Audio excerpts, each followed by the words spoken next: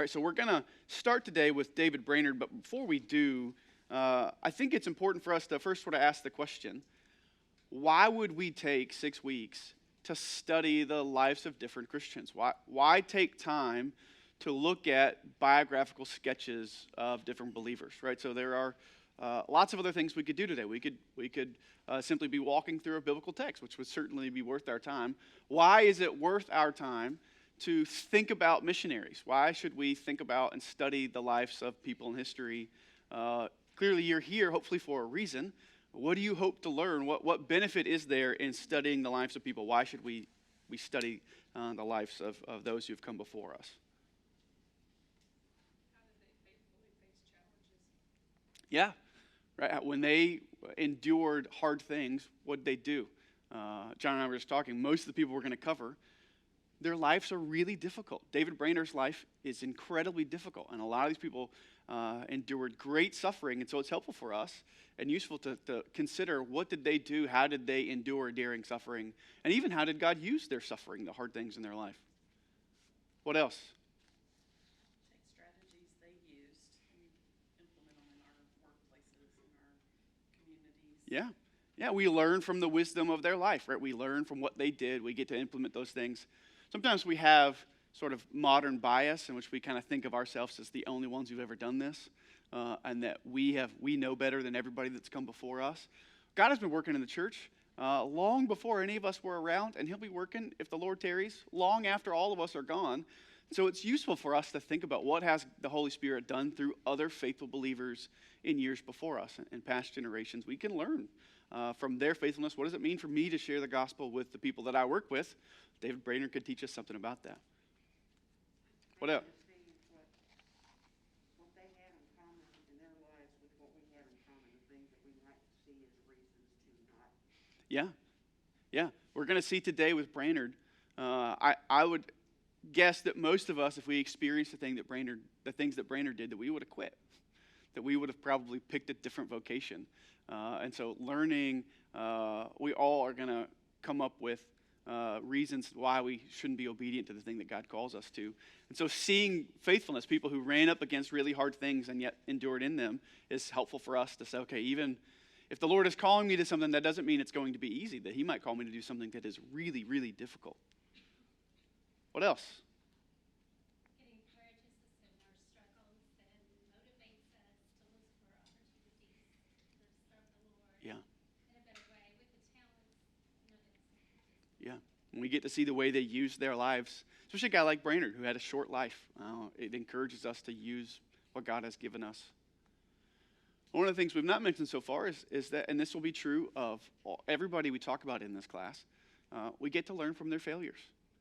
None of these missionaries that we'll talk about are perfect. All of them have their issues. All of them have their failures. All of them acted foolishly and sinfully at times. All of them had certain weaknesses. They had strengths in their life, certainly, but all of them had weaknesses, things that we're going to see with Brainerd, things that stuck with them for the entirety of their life. It's helpful for us to study people's lives. It doesn't do anybody any good to study history and pretend that these people are perfect. Right? No one's saying that Brainerd was perfect. He's not. He didn't do everything right always at all times. But it's useful for us to look at his life, to look at his weaknesses, to look at where he struggled, and we can learn even from those things. Right? So we're not going to pretend that he's perfect, but even his failures are useful for us to learn from. He was faithful, but he was not perfect, as with all the people that we're gonna look at today. Anybody else? Anything else? Reasons to think about and to study the lives of people who've come before us.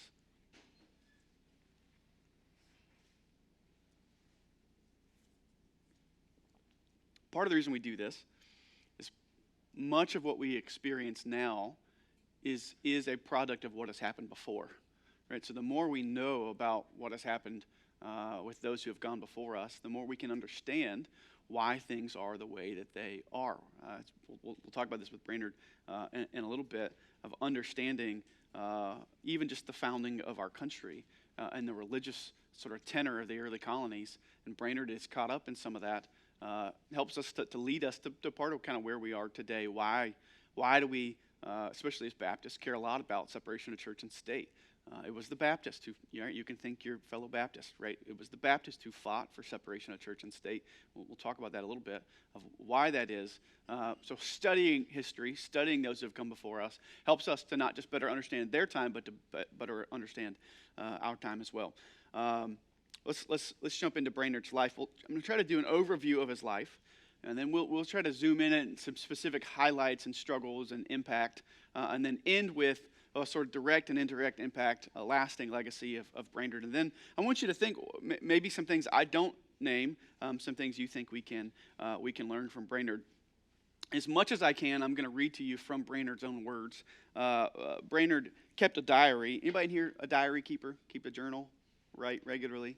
I wish I did. I don't. But Brainerd kept a journal. And so a lot of what we know about Brainerd comes from his good friend Jonathan Edwards, but comes also directly from his diary. So Jonathan Edwards, after Brainerd's death, compiles and publishes Brainerd's journal, called The Life and Diary of David Brainerd. You can buy, I think this physical copy is like $10 online from Amazon. This is a PDF online. You can get this, if you just Google this PDF, you can get it for free if you want to read that PDF online. You can find this stuff. It's a read. I would encourage you, if you enjoy reading people's diaries, read about his life. He talks about his struggles. He talks about his ministry.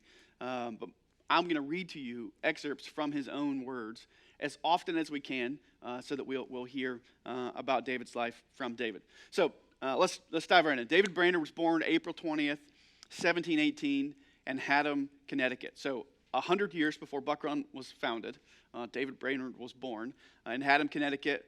Connecticut at that time was Puritan country. So it was, if you know much about the Puritans, Reeves Garrett, who was here, she did a class, 6 Christians everyone should know. Puritans were, I think, tended to be a little more legalistic, had a lot of rules for what piety looked like and what righteousness looked like. This is the era to which Brainerd was born. This is sort of to give you some context about his life. So he's born in 1718. At the time of his birth, John Wesley was 14 years old. Jonathan Edwards was 14. Benjamin Franklin was 12. And George Whitefield, the great evangelist, was 3. So those are some of his contemporaries. Again, Edwards is going to be a really good friend of Brainerd's till the end of Brainerd's life. So there's a lot happening. If you're familiar with both American history and religious history in America, there's a lot happening in the short time of Brainerd's life. He's sort of right smack dab in the middle of the 2 waves of the Great Awakening in America, of which Edwards is a big part, of which Whitefield is a big part. This is the world to which Brainerd is born. Eventually, it's going to die October 9th, 1747, in Northampton, Massachusetts. He was born to Hezekiah Brainerd and Dorothy Brainerd. His father was a Connecticut senator, was a Puritan, was, by all accounts, a pretty stern man. He was a Puritan through and through. He was a pretty legalistic man. Brainerd questions later in his life whether his father was actually converted or not, or whether his father just sort of followed the rules of what he'd been taught. He dies in 1727, not long before David's 10th birthday. So before David turns 10, he loses his father. His mother dies a few years later in 1732, just before David's 15th birthday. So before David hits 16, he has lost both of his parents. And then also in his life, David loses a brother. His brother dies at 32. He has a sister who dies at 34. He has another brother who dies at 23. And David himself dies at 29. So almost nobody in David's family lived very long at all. His family was prone to lots of illness, lots of issues, medical issues. Also, from David's writing and from the account of others, it seems that probably his family suffered from both real medical issues and probably some bit of hypochondria, some bit of, even when they weren't sick, they felt sick. We're going to see David struggles with part of that in his own life. They were a very melancholy family. It was not a happy home that David grew up in. And so he has tragedy even before he reaches early adulthood. Both David, his father, his mother, and many of his siblings were all prone to pretty severe bouts of depression throughout most of their life. So David writes in his journals, basically as far back as his memory goes, he has this strong memory of struggling with depression. It's something, if you read his journals, it's something that sticks with him until the end of his life. Now, there is a clear difference, and David talks about this, there is a clear shift when David is converted, when he trusts Christ. He talks about that Christ is his rock, and he finds hope in Christ. That does not mean, though, that for David that his struggles went away. He dealt with them differently as a believer than he did as an unbeliever. But for all of his life, David struggled often with really dark episodes of depression, as did his whole family. In early adulthood, he moves in with his sister Jerusha, his older sister Jerusha. Of course, his parents are both dead by this point. To East Haddam, he lives with her. At this time, he's living as a Puritan. He's practicing sort of Puritan religion. It's very legalistic. It's a lot of rule keeping, and he realizes not what the real thing is, but that this isn't it. He realizes as he's doing this feels devoid of grace. This feels like it is not what I should be doing, though I'm keeping all the rules. I'm doing what I'm supposed to do. He finds that not satisfying at all. At 19, he inherits a family farm, attempts to farm for a year. And this is where Brainerd and I are very much alike. He hates it. And he determines farming is not for him. And so he determines at that point he wants to pursue an education at Yale. This is the summer of 73. At this point, he's 20 years old. Now, if you know much about founding of America, what was Yale and nearly all of the early institutions of education in America, what did Yale exist to train people to do? What was that? Yeah, they were trained. It existed to train ministers, right? So Yale in Connecticut, if you wanted to serve as a pastor in Connecticut, you had to graduate from either Yale, Harvard, or a European university. That was a law. It was, again, if you go back to early America, the early colonies were religious dissenters who left England, left Europe, and not just England, but Europe and other places, to come to America to have freedom to practice the way that they wanted.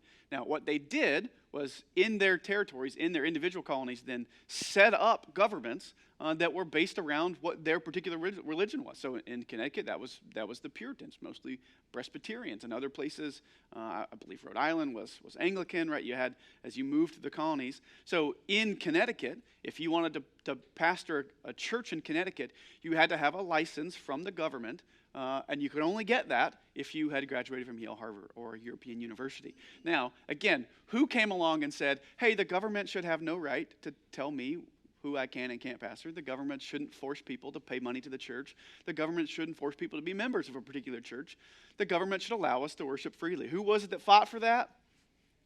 The good guys, right? The Baptist, right? It was the Baptist who, at the founding of our country, fought really hard to say that in our country, that the government should be separate. When we talk about the separation of church and state, that's the line. It does not mean that the church shouldn't have any influence. It doesn't mean that the church shouldn't say what's right or wrong. That's not what separation of church and state means.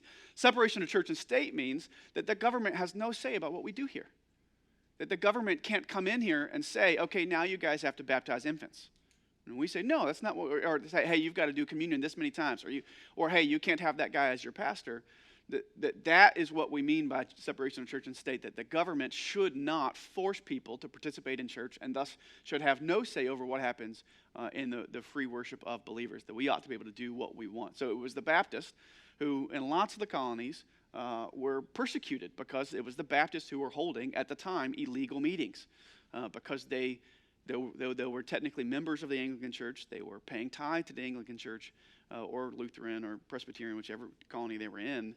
It was the Baptists who were holding their own separate meetings and often were imprisoned and beaten and sometimes killed.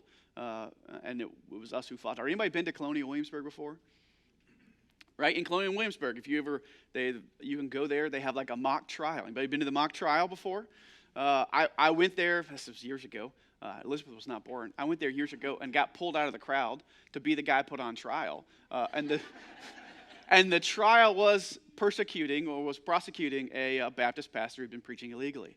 And so they asked me, like, what do you do? And I was like, well, I'm a Baptist pastor. And they're like, no, like in real life. I was like, I'm a Baptist pastor. And they're like, well, this is perfect. And that's what the trial is. It's prosecuting a Baptist pastor who'd been holding illegal meetings. So this is the world into which Brainerd comes. He decides that he thinks he might want to go into ministry. At this point, by his own words, he's not yet converted. He is not a believer, but he thinks maybe he wants to go to ministry, so he goes to Yale. Again, Yale, as many of these early institutions, are very different places today. But at the time, they existed to train people for ministry. So while preparing for ministry at Yale, he determines that he wants to pastor in Connecticut. During that time, he reads through the Bible twice when he's 20 years old, that first year at Yale. And in reading through the scriptures, he recognizes that what he's been doing is not right, that it is just legalistic, and it seems to him to be foreign to what the Bible is calling him to do. He has a really hard time in which, in his own words, he quarreled with God in his own soul at this time, wrestles over his own self-righteousness and his own, what he calls an absent desire for God. He doesn't desire God the way that he should. He has a particular moment in his life that year in which sort of his eyes are opened and his ears are unstopped, and he sees the glory of Christ, and he is gloriously converted. I want to read to you a little bit of that. He says, as I was walking in a dark, thick grave, unspeakable glory seemed to open to the view and apprehension of my soul. It was a new inward apprehension or view that I had of God, such as I had never had before, nor anything that I had the least remembrance of, so that I stood still and wondered and admired. I had now no particular apprehension of any one person of the Trinity, either the Father, the Son, or the Holy Spirit, but it appeared to be divine glory and splendor that I then beheld. And my soul rejoiced with joy unspeakable to see such a God, such a glorious divine being, and I was inwardly pleased and satisfied that he should be God over all forever and ever. My soul was so captivated and delighted with the excellency, the loveliness, and the greatness and other perfections of God that I was even swallowed up in him, at least to that degree which I had no thought, as I remembered at first about my own salvation, or scarce that there was such a creature as I. And he says, I trust the Lord brought me to a hearty desire to exalt him, to set him on a throne, and to seek his kingdom. So he's walking through the woods, and he has this moment of realization. Again, he knew the gospel. He had just read through the Bible twice. He grew up in a Puritan home. He was aware of the doctrines of the Bible. And he's walking one day in the woods and has this sort of glorious moment, sort of Paul on the road to Emmaus moment, in which his eyes are opened. He sees the glory of Christ, and he is converted, and he trusts the Lord. Now, interestingly enough, he remains committed to that. By the way, that's Sunday, July 12th, 1739. And so now, at this point in his life, he's even more committed to remaining at Yale and continuing to pursue ministry. As he's at Yale from entered Yale the fall of 1739 until early 1742. We'll talk about why he leaves. While he's at Yale, he struggles both with hazing from upperclassmen. He was not a good student. He struggled in his studies. He suffers from illness. In his first year, he gets measles. In his second year, he has to take time off of school. Essentially, at the time, what we knew later is that it was the early signs of tuberculosis, which would eventually kill him, because he had such coughing fits that he would cough up blood for days at a time. And so he had to take a good bit of time, a good break away from school in his second year. Now, again, at the time, he just thought he was sick. That was the early signs of TB. That is the thing that would eventually kill him. Now, in his time at Yale, he was profoundly disappointed by the spiritual life at Yale. He was convinced that many of his fellow students were not believers. He was convinced that many of his professors and administrators were not truly converted, that he found it to be a pretty spiritually stale place. Now, remember, this is sort of right in the middle of both waves of the Great Awakening in America, in which there was a legitimate move of the Spirit in America, in which there was a great revival of spiritual life. Many people came to faith. Many people who were believers were revived in their spirit. And so David began praying that this would happen on Yale's campus. Both George Whitefield and Jonathan Edwards, both huge movements in the Great Awakening, preached at Yale during this. The administrators actually brought Edwards in to preach a graduation sermon. It was not Brainerd's graduation, but Brainerd was at this graduation. They brought him in to preach this graduation thinking that Edwards would sort of come in and tamp down the students. As the Great Awakening was beginning to take hold at Yale, the student body was awakening spiritually, and they were beginning to say, we don't think our professors are converted. And so they brought Edwards in thinking Edwards will sort of tamp them down, he'll be on our side. And Edwards essentially takes the side of the students. And leads the side of the continuing of the awakening there on Yale's campus. So it sort of backfires on them. In response to that, Yale makes a rule that if you speak essentially ill about any of your professors or any administrators, if you, for example, say that they are unconverted, you'll be expelled, which is going to cause major issues for Brainerd. So that's his third year in November of 1740s when the awakening comes to the campus, again influenced by Whitefield. Edwards preaches that commencement sermon in 1741. After this, David says at one point to a friend, sort of an offhand comment, that he thought his tutor had no more grace than a chair. He didn't think the guy was converted. He was talking to a friend, and somebody overheard him. Somebody went to the administrators and said that David Brainerd said that his tutor was unconverted. David Brainerd was kicked out of Yale. Now remember, David Brainerd wants to pastor in Connecticut. What do you have to pastor in Connecticut? You have to have a license, which means you have to be from Yale. You have to have graduated from Yale. He is kicked out. This is early 1742. And despite help from lots of other people, lots of people came to his defense. Lots of people tried to get him back into Yale. The administrators were so mad and used David as an example and would not let him come back as a student. So though 3 years in, he was never able to finish his degree at Yale. Obviously, he was hurt very, very much by this. What we're going to see is that much of what David does in his ministry, David never planned on doing. That when we talk about people's lives, if you've heard Dr. York, you've probably heard him say this before, big doors swing on little hinges. There's little things that often happen in our life that we don't know sort of what a big thing that is until much later. David's going to go on to have a great ministry among the American Indians, among Native Americans, that would not have happened had he not been kicked out of Yale. Had he graduated Yale, he might have pastored a small church in Connecticut for the rest of his life, and I think he probably would have lived longer, but we probably wouldn't know who David Brainerd is. We probably would not have the impact that he has. Part of the reason he has the impact he has is because he makes one day an offhanded comment to his buddy that gets him kicked out of school, that keeps him from being able to pastor in Connecticut, which sends him down a different path. So there's a Presbyterian minister named Jonathan Dickinson who was a part of a group in the Great Awakening called the New Lights. He was sympathetic to Brainerd. He took him in. He actually allowed Brainerd to live with him for a time. He worked to try to get Brainerd back into Yale. Unsuccessfully, he was not able to get him back in. But so he is the one that gives Brainerd the idea. Since you can't go back to Yale, and since you can't pastor in Connecticut, why don't you let us send you as a missionary to the Indians? Why don't you let us send you? You'll still have a ministry. It won't be what you thought it was. And so David agrees. He is eventually appointed by the commissioners of the Society in Scotland for propagating Christian knowledge. Say that 10 times fast. They commission him on November 25th, 1742. He's first assigned to Indians about 20 miles northwest of Stockbridge, Massachusetts. He comes April 1st, 1743. He preaches there for 1 year with an interpreter. He tried to learn the language there, but was pretty unsuccessful.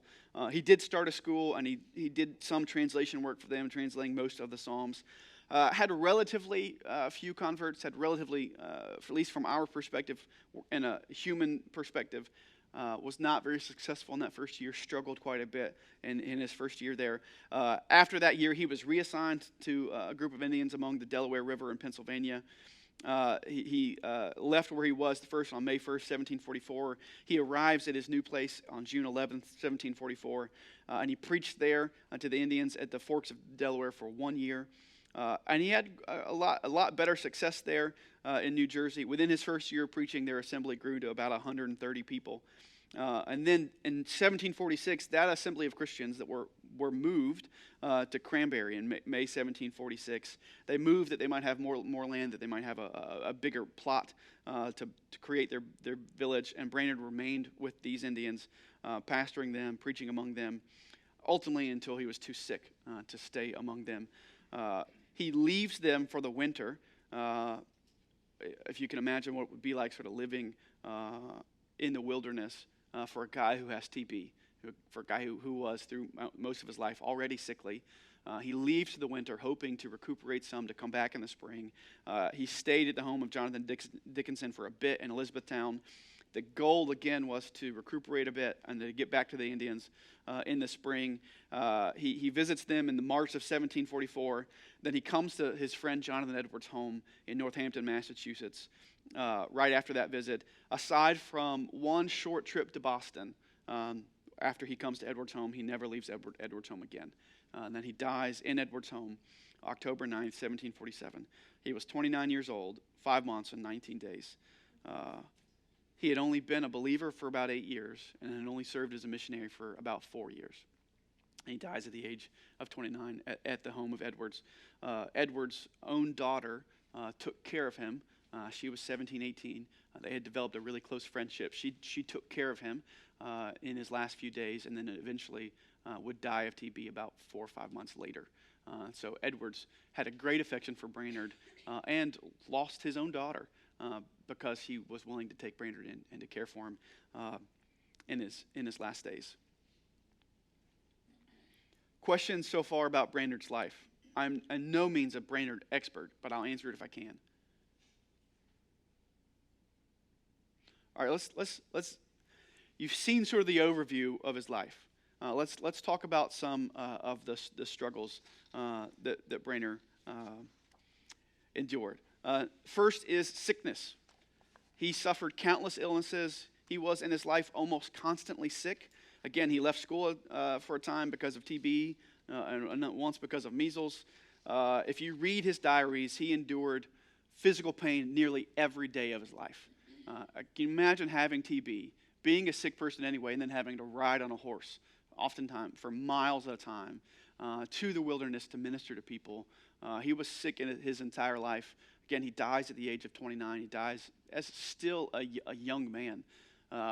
So sickness was something that ran in his family. It was a struggle throughout the entirety of his life. Very few times in his life would he describe himself as feeling well. I'm going to read you some of his quotes from his diary. This is from an entrance in September of 1746. He writes, "Exercised with a violent cough and a considerable fever. I had no appetite to any kind of food and frequently brought up what I ate as soon as it was down, and oftentimes had little rest in my body, by reason of pains in my breast and back, but was able, however, to ride over to my people about 2 miles every day and take some care of those who were then at work upon a small house for me to reside in amongst the Indians." Right? Can you imagine you're sick, you're coughing up blood, everything you eat comes right back up, and then you get on a horse and ride for a few miles. That was Brainerd's life. Edwards writes of Brainerd in the last few weeks of his life. He says that he told me it was impossible for any to conceive of the distress he felt in his chest. He manifested much concern lest he should dishonor God by impatience under his extreme agony, which was such that he said the thought of enduring it 1 minute longer was almost unimaginable. And the night before he died, he said to those around him that it was another thing to die than people imagined. He struggled immensely physically. Number two, he struggled, we mentioned this briefly, he struggled with depression. From his childhood and youth, he suffered on and on with depression, sometimes very severely. There are at least 22 places in his diary, in his journals, where he longs for death. As far as we know, he never made any attempt. He never said he ever desired to take his own life. But there were lots of times in his journals that he openly says, "I wish the Lord would take me," that he openly longs for death, that he says that death would be easier than the life that he has. Again, this was something that ran through his entire family. His mother, his father, nearly all of his siblings. What we know about their family is that they were, to use the Puritan word, they were a melancholy family. Depression was an issue that sort of ran through them, something he seems to have inherited from them. Again, he deals with this differently as he grows, and once he comes to faith, again, he processes those things. He says Christ is his rock. He has a hope in Christ. But these struggles didn't go away. They were still there, even though he dealt with them differently. I'm going to read you again. These are some entries from his own journal. March 9, 1743. Rode 16 miles to Montauk and had some inner sweetness on the road. But something of deadness came after me once I had seen them, and I withdrew and endeavored to pray, but found myself awfully deserted and left and acting a sense of vileness and meanness in my own soul. He says in 1743, July 2nd, 1743, "My soul is and has for a long time been in a piteous condition, wading through a series of sorrows of various kinds. I have been so crushed down sometimes with a sense of meanness and infinite unworthiness that I have been ashamed that any, even the meanest of my fellow creatures, should so much as spend a thought about me, and have wished sometimes, while traveling among the thick brakes, to drop, as one of them, into the everlasting oblivion." Think about that for a second. He says, and this is something that comes up again and again in his journals, that often he feels unworthy to do what he's doing. That he says that his sin, his own vileness sort of rushes back to his brain, and he remembers, and he feels very unworthy to have preached the gospel. So he says he wishes sometimes that when he travels and he sees things fall off the path down essentially into the ravine, into the cliff, he says, sometimes I wish that were me. I wish that I could fall into the oblivion. He says, in this case, sometimes I have almost resolved never again to see any of my acquaintances, and really thought that I could not do it and hold up my face, and have longed for the remotest region, for a retreat from all my friends, that I might not be seen or heard from any more. Sometimes the consideration of my ignorance has been a means of my great distress and anxiety, and especially my soul has been in anguish with fear, shame, and guilt that I had ever preached, or had any thought that way. Sometimes my soul has been in distress on feeling some particular corruption rise and swell like a mighty torrent with present violence, having at the same time 10,000 former sins and follies presented in view, in all their blackness and aggravations. And these, while destitute of most of the conveniences of life, and I may say of all the pleasures of it, without a friend to communicate any of my sorrows to, and sometimes without any place of retirement, where I may unburden my soul before God, which has greatly contributed to my distress. Of late, more especially, my great difficulty has been a sort of carelessness, of kind of regardless temper of mind, whence I have been disposed to indolence and trifling, and this temper of mind has constantly been attended with guilt and shame, so that sometimes I have been in a kind of horror to find myself so unlike the blessed God. I have thought I grew worse under all my trials. Nothing has cut and wounded my soul than this. Oh, if I am one of God's chosen, as I trust through infinite grace that I am, I find a truth, that the righteous are scarcely saved. It's clearly the journal of a man who is deeply distressed and often hurting. Again, you go back, ran in his family. The man lost both of his parents before he was 16. He saw many of his siblings die. He's living in an incredibly difficult time. He's sick. If you yourself or you know somebody who has struggled with chronic illness and what chronic illness does to you, when you're sick every single day, it's not hard for us to imagine why Brainerd might have struggled some. Again, he writes Sunday, December 16th, 1744, "I was so overwhelmed with dejection that I knew not how to live, and I longed for death exceedingly.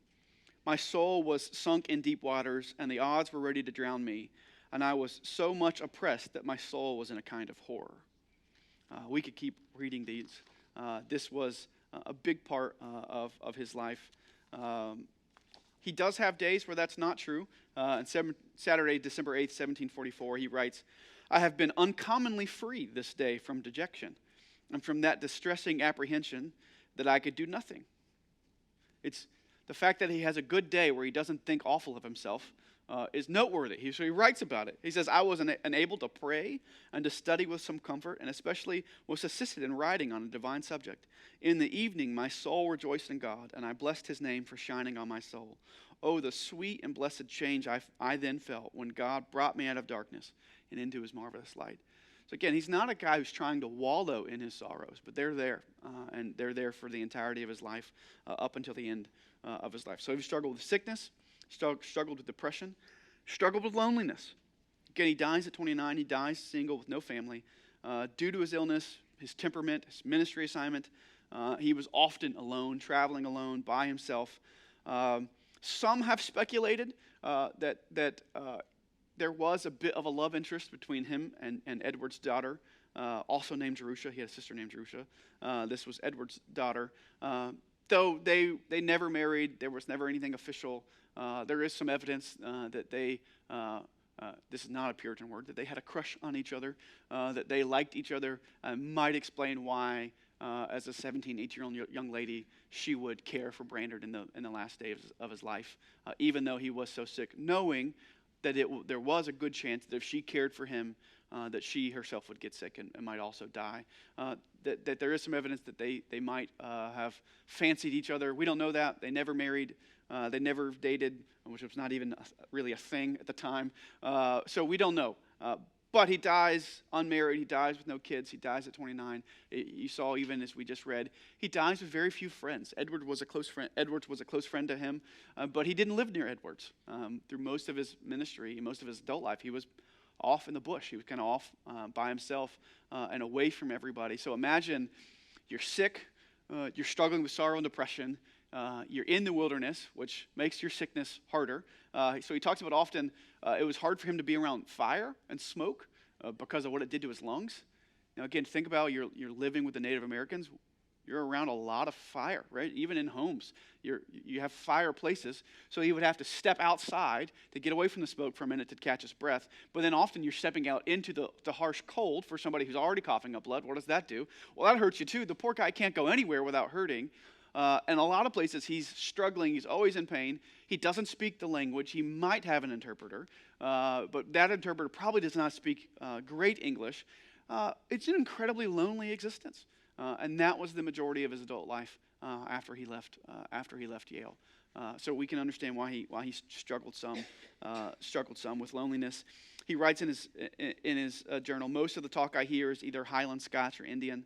I have no fellow Christian to whom I might unbosom myself and lay open my spiritual sorrows, and with whom I might take sweet counsel and conversation about heavenly things and join in social prayer.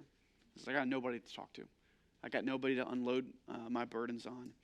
He writes, there are many with whom I can talk about religion, but alas, I have few with whom I can talk religion itself. But blessed be the Lord, there are some that love to feed on the kernel rather than the shell. Lonely throughout his entire life. And then lastly, some significant, at least inward struggles, significant hardships in ministering to the Indians, to the Native Americans. Again, he's living in really harsh conditions, in really dangerous conditions, was not always well received. Again, at this point, by the time he gets to the bush, he already has TB. He's already struggling physically, incredibly difficult conditions for him. He writes in May 1743, I live poorly with regards to the comforts of life. Most of my diet consists of boiled corn and hasty pudding. I lodge on a bundle of straw, and my labor is hard and difficult, and I have little experience of success to comfort me. So he's in a difficult place, serving with people who are hard to reach because of language barriers and cultural barriers. He's already sick. His life is very uncomfortable, and he has very little successes. Right? He's very few things that he can look at and say, well, at least God is doing this through me. That most of his life was considered a failure at the time, that he didn't have a lot of success among them. In August 1743, he writes, in this weak state of body, I was not a little distressed for want of suitable food. I had no bread, nor could I get any. I am forced to go or send 10 or 15 miles for all the bread that I can eat. And sometimes it's moldy and sour before I eat it, and if I get any quantity at all. But through divine goodness, I had some Indian meal, of which I made little cakes and fried them, yet felt contented with my circumstances and sweetly resigned to God. So he sends 10 miles for bread, and by the time it gets to him, it's moldy, and that's what he has to eat. For a guy who already has TB, he's eating moldy bread. Significant hardships. He writes, such fatigues and hardships as these serve to wean me from the earth. He says that these things that I'm enduring serve to help me to realize that this is not my home. And I trust they will make heaven the sweeter. Formerly, when I was thus exposed to cold and to rain and more, I was ready to please myself with the thoughts of enjoying a comfortable house, a warm fire, and other outward comforts. But now these have less place in my heart through the grace of God, and my eye is more to God for comfort. In this world I expect tribulation, and it does not now, as formerly, appear strange to me. I don't, in such seasons of difficulty, matter myself that it would be better hereafter, but rather think how much worse it might be, how much greater trials others of God's children have endured, and how much greater are yet perhaps reserved for me.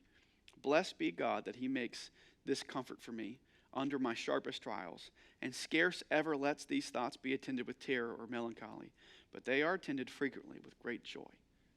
So, as he endures incredible hardship, he says, I have learned that these things are for my good, that they will make heaven sweeter for me. I have learned that I shouldn't desire all the comforts of this world, but to be faithful and desire the glory of God. So again, he endures really hard things, but he does so to the glory of God. Lastly, he struggles with his own calling, and he was often tempted to abandon his calling and to take what we might call more comfortable positions in other places. This is where this is, I think, a weakness among some weaknesses of Brainerd, is that if we're just frank, Brainerd did not always exhibit much love and compassion for those he ministered to. Often, he sort of shows disdain for them, and he admits that. Often he lacked a love for those that he was preaching the gospel to. He was doing it sometimes out of a sense of duty. He did want them to be saved, but often he just didn't have much desire for them. He didn't have much compassion for them, so that when he did, he would often write about it in his journal because it was rare. So he writes September 18th, 1742, I felt some compassion for souls and mourned that I had no more.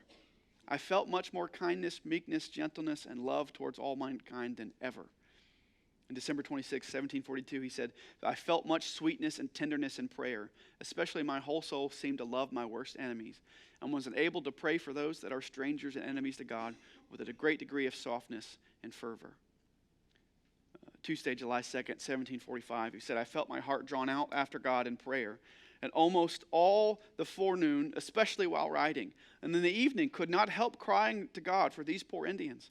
And after I went to bed, my heart continued to go out to God for them till I dropped asleep. Oh, blessed be God that I may pray. November 2nd, 1744. About noon, I rode up to the Indians, and while going, I could feel no desires for them, and even dreaded to say anything to them. That's common in his journals, is that often he struggled with whether or not he should continue to minister to them. Often he didn't want to. Often he wanted to quit and to go other places. There are several times that he actually got calls from churches not in Connecticut. He can't go to Connecticut. He gets a call from a church near his hometown in Haddam. They called him in March of 1744, and he really wrestles with whether to go home, to leave his ministry to the Indians, and to go pastor that church. But he could not. He would have been closer to his friend Edwards. His life would have been much simpler. I'm convinced had he taken this call that he probably would have received better medical care and might have lived longer. We don't know that. He doesn't go. He doesn't feel released. As difficult as his ministry is, he doesn't feel released. He writes, resolved to go on with the Indians if divine providence permits, although before felt some inclination to go to East Hampton, where I was solicited to go. I could have no freedom in the thought of any other circumstance or business in life. All my desire was the conversion of the heathen, and all my hope was in God. So he, despite all these difficulties, he never leaves his post. And the only time he leaves is the very end of his life. Again, he leaves for the winter in his mind to recuperate and to come back in the spring, though he was never able to return to them again. All right, let's finish some and talk about his impact. We just talk about the direct impact of Brainerd. The first thing that we would talk about is his direct impact on the American Indians. There are lots of people that are in heaven today because God used David Brainerd to preach the gospel. So in his mind, though he felt like a failure, and though in his mind it often felt like he had little success, we do know that many people came to faith in his ministries, that they were ministries that continued after his death. So there are people in heaven today that I trust that Brainerd at different points is surprised by who shows up in heaven because of his faithfulness to go to hard places and to share the gospel. So that is an impact that matters. He had an impact directly on the people that he served. Maybe more than any one person, Edwards impacted Brainerd impacted Jonathan Edwards very, very deeply. We're not going to talk about Edwards in this class. He's not a missionary in this sense, though Edwards was incredibly influential in the Second Great Awakening in America. Edwards says that much of what God does through him was inspired by what God did through Brainerd. And so again, they loved each other. They were very close friends.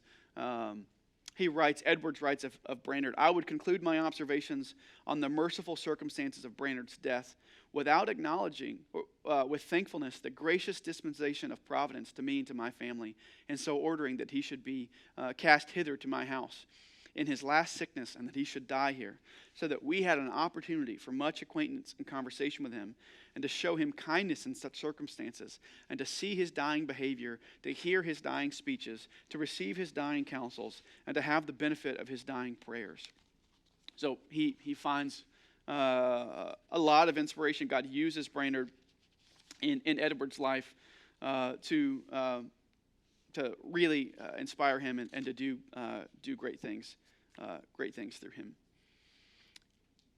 Let's talk about indirect impact. So those are the people he impacted the most in the most direct way. Indirectly, Brainerd's life leads to the founding of Princeton and Dartmouth College. In reaction to his expulsion from Yale, lots of people reacted very strongly to that, and lots of people again tried to work to get him back into Yale. And then specifically because of Brainerd's case, because they made such an example of him, it inspired others to work with Brainerd, eventually to found both Princeton and Dartmouth College. So for Princeton, if you remember Jonathan Dickinson, the Presbyterian minister who takes Brainerd in, who works to try to get him back into Yale, Brainerd lives with him for a time, and it's Dickinson who says you should go to the Indians, and it's Dickinson who sends him to the Indians.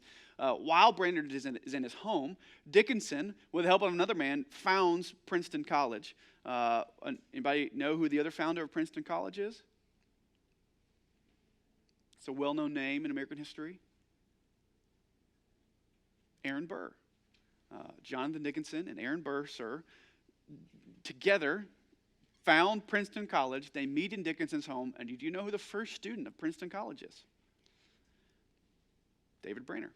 He's the first technically enrolled student of Princeton College. Again, so he didn't intend to help found Princeton, but indirectly, he brings about at that time it was called the College of New Jersey, eventually renamed Princeton College by Burr and Dickinson, with Brainerd technically as the first student. Dartmouth College comes from someone, Eleazar Wheelock, is somebody he ministered to on the mission field, who comes to faith. They in 1748 created a school for the Native Americans, which then would eventually become Dartmouth College, moved to New Hampshire and become Dartmouth, that Brainerd was at least somewhat involved with. And then outside of that, outside of Princeton and Dartmouth, nearly every missionary, some of these which we may talk about in this class, some we won't, nearly every missionary that lived after Brainerd's life speaks of Brainerd's life as at least part of what God used to call them into missions, particularly his life and his journal. So William Carey, David Livingston, Andrew Murray, Adoniram Judson, Jim Elliot, lots of people, nearly everybody the big missionary names that you would recognize, nearly all of them point back to Brainerd and say that God used Brainerd and his diaries and his life greatly in their life to call them into missions and ministry. There's a great little book that John Piper wrote called David Brainerd, in which he sort of walks through Brainerd's life and ministry and some of the influences. And in there, he says of Brainerd's life is a vivid, powerful testimony to the truth that God can and does use weak, sick, discouraged, beat down, lonely, struggling saints who cry to him day and night to accomplish amazing things for his glory. So Brainerd died probably believing that he had very little influence in this life. Again, he dies sickly. He dies at 29. He dies having not done the things that he really wanted to do, and yet God used his life in incredible ways that I don't think Brainerd would have ever. I think if you could tell David Brainerd when he was dying that 200 years later people would be gathering in Frankfort, Kentucky to study his life and to think about his life, I don't think he would have believed us. I think he would have thought himself unworthy of that. And yet here we are learning about the life of Brainerd. So we've got a few minutes left. Any questions about Brainerd's life that we need to answer that could be helpful? Or if not a question, I've walked through some direct impact and indirect impact. As you hear the life of David Brainerd, some of you maybe are familiar with him before today. As you think about the life of Brainerd, what are some contemporary things that we can learn? What are some good applications for us to take from Brainerd's life for our own life? So either questions or things that we can learn from Brainerd. Yes. Well, we have the capability today to look back on his history and his impact, and we see how depressed he was. And I'm not sure that they used that word back in 1749 or whatever, even about his family. So I'm thinking many people away from the family and looking at the Brainers might have considered them crazy Yeah. and would avoid them. And, looking back at his diaries and whatnot, we can see that maybe the impact of his diaries would have converted more people than he did in his real life. Yeah, I think it's not unfair to say that he probably had greater influence in his death than he did in his life. Probably better, well received from the generations after him than his own generation. Yeah. It's a great point. Somebody else. Just that God can use any life, Yeah. no matter what your circumstances are. Yeah. And I think to piggyback off that, but we don't know how God will use that. Yeah. So we need to continue to be faithful. Yeah. Brainerd was not used in the way that he had hoped to be used. It was not his plan to be used this way. All of his ministry was not what he set out to do. Yeah. It's good. Was that you, Armando?